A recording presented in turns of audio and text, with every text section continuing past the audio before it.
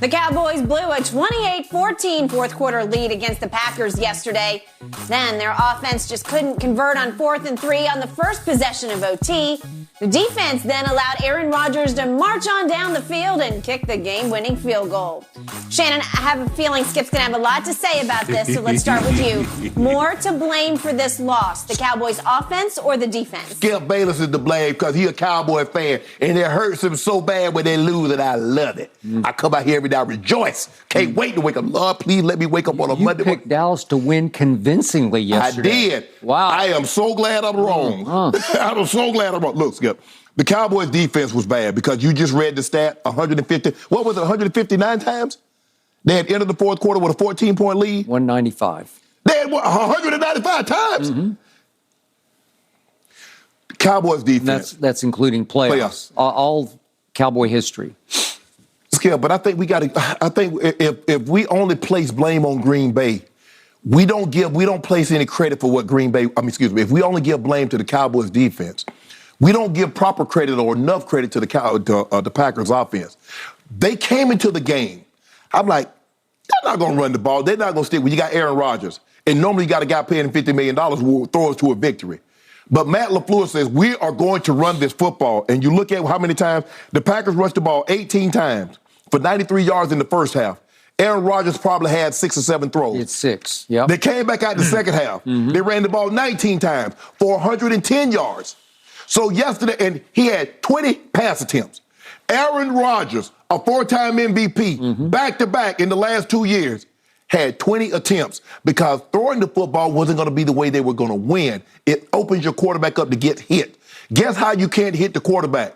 When he got the ball in Dylan's belly, when he has the ball in Aaron Jones's belly, you can't hit the quarterback. Michael Parsons said after the game, until we put this fire, we're going to keep seeing it. If people want to keep doing their own thing, we're going to deal with this all year long. We have to be accountable. We have to stay in our gaps. We've got to stop the run, and until we do that, it's going to be a long year. That's what running defense is, Skip.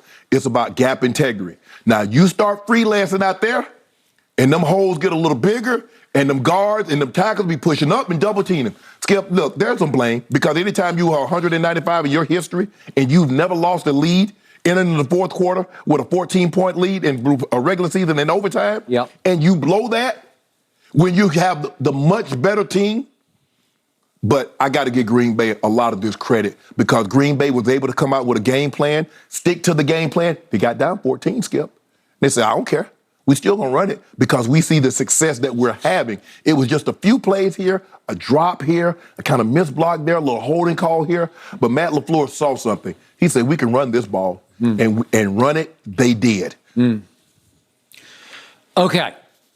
I will frame this by saying my team was a 5-point favorite against a team that had lost 5 straight games. Yeah.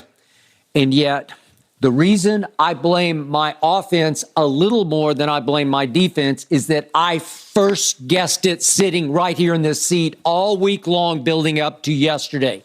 I told you all week.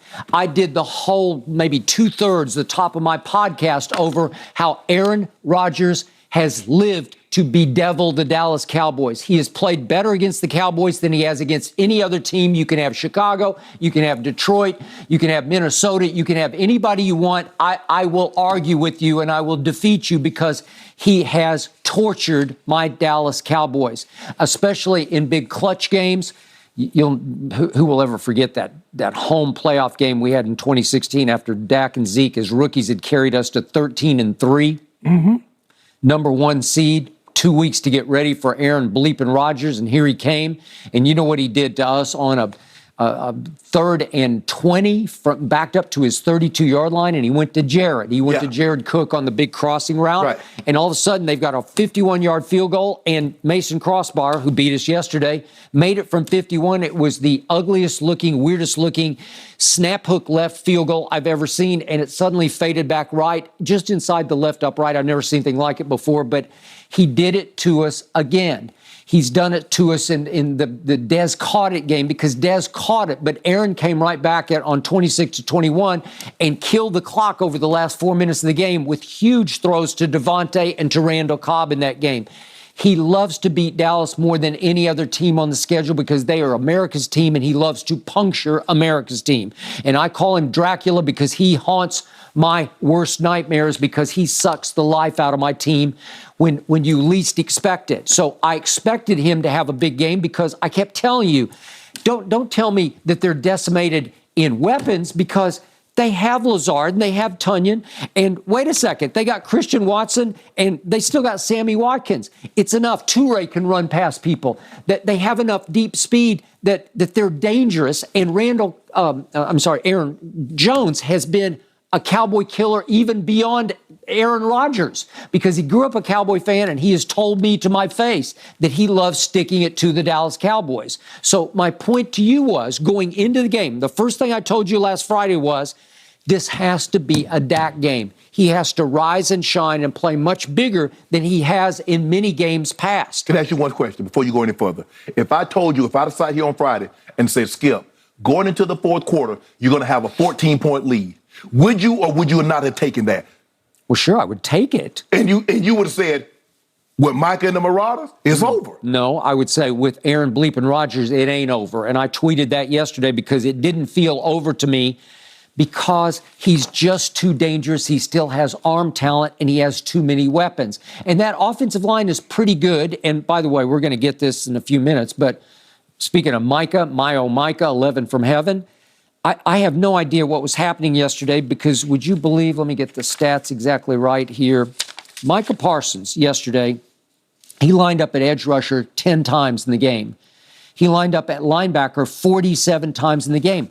I have no idea. So he registers across the board, 0 sacks, 0 pressures, 0 hits on the quarterback. Mm-hmm. He was a ghost because Dan Quinn said, I guess either he's hurt or he's too light in the back end against the run. What happened, if you look at it, Skip, since Anthony Barr has gone down, they've had to kick Michael back to his spot.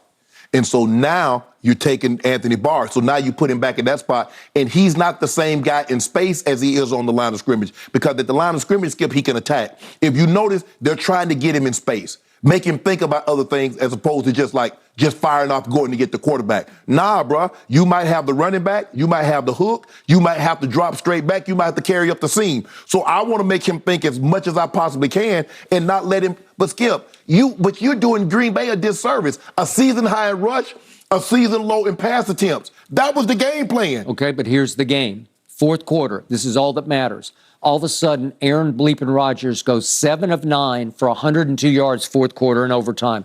That's the game. Dak has to match that because you're up 28-14. You have to score some points. Skip, Did we score any points? We scored 0. Skip, think about what you just said. You said in the fourth quarter and overtime, Aaron Rodgers had 9 pass attempts. Mm-hmm. Let that sink in. Okay, but he hit 7 of them for 102 yards. They're all home runs. How many rush attempts? Okay. They're running the football. Because, Skip, the number one, guess what the number one pass, you guys, hold on, let me get my stat right. The Cowboys, they ran for 285 yards. So they had 102 yards passing and 85 rushing in the fourth quarter and overtime. Mm-hmm. Okay, not bad. But again, the guy who killed you, the guy who deep balled you to death was Aaron Bleepin Rodgers. But Skip, your defense ranked 11th overall. You're 29th against the run. Opponents, what you're going to do is that because you're so poor against the run, I'm going to run the football. You have the number 1 defense when it comes to pass rush. Mm-hmm. So they get after your quarterback.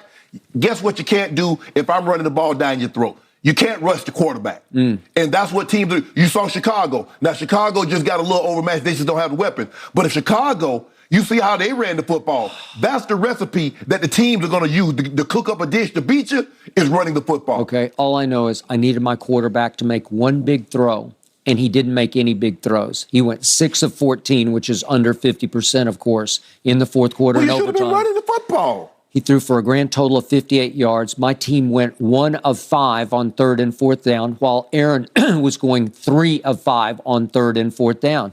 It's just the difference in the game is I needed my quarterback to make a play. And I'm going to say it again. If you look hard at his body of work, only 2 games over the last 5 years has he come up big in big, tough high degree of difficulty games. It was at New England last year, walk-off throw to CD in overtime. I'll give you that one. And you have to keep going back, all the way back to the only playoff game he has won as a Dallas Cowboy. He beat Russell Wilson and the Seahawks after the 2018 season. Show me more. If you can find another big game, I'll take it, but I can't find another big game from Think about what you just said. You said the Packers were 3 of 5 on third down. That's an indictment on your defense. Those guys are on the field. You told me that's the strong You're going to have to match it. Look, I don't hold it against my defense that you got done to what every Cowboy defense has gotten done to over the last, how long has Aaron been playing? 20 years? What are we up to? Almost. 2004, 2005? Yeah. Well, however, he's been doing it to every Cowboy defense forever and a day. So he did it to Micah and company, in part because Micah wasn't lined up at edge rusher. But you told me your defense was different this year. You got a different vibe. Okay, but I thought Micah was the best edge rusher in pro football.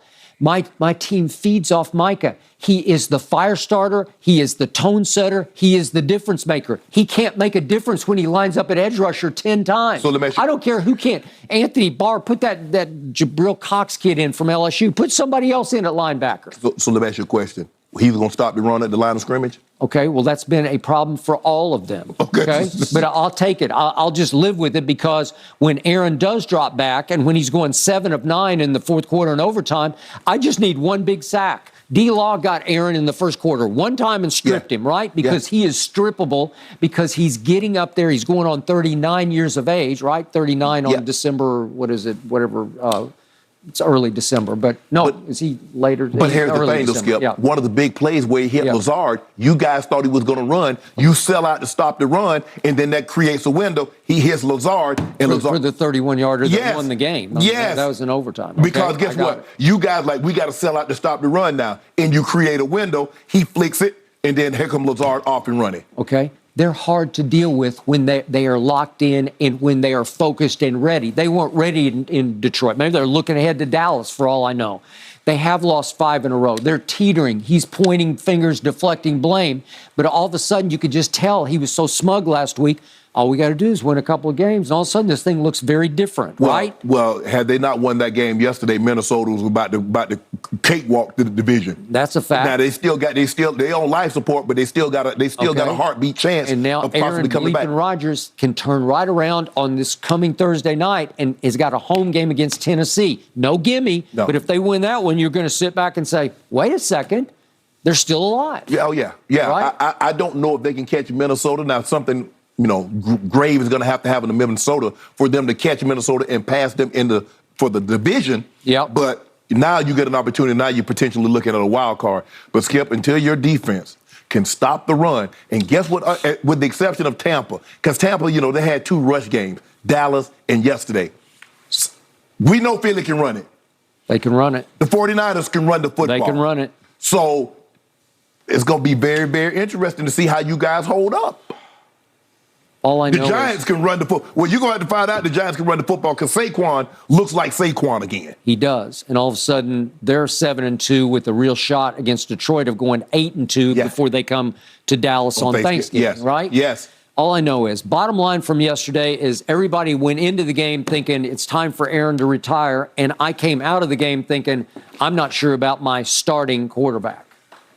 You better be worried about your defense because you told me your defense. You told me the Marauders and you hold up your 11 jersey. We'll be better next time because now we get Kirk Cousins. You'll be better. We'll get after Kirk Dalvin Cook run that thing too. Yeah, he can run that. Madison, run it. Yeah, they can. We got them. Hey, what y'all going to do with Jefferson? You still think CD better than him? Go look at the stats of Justin Jefferson the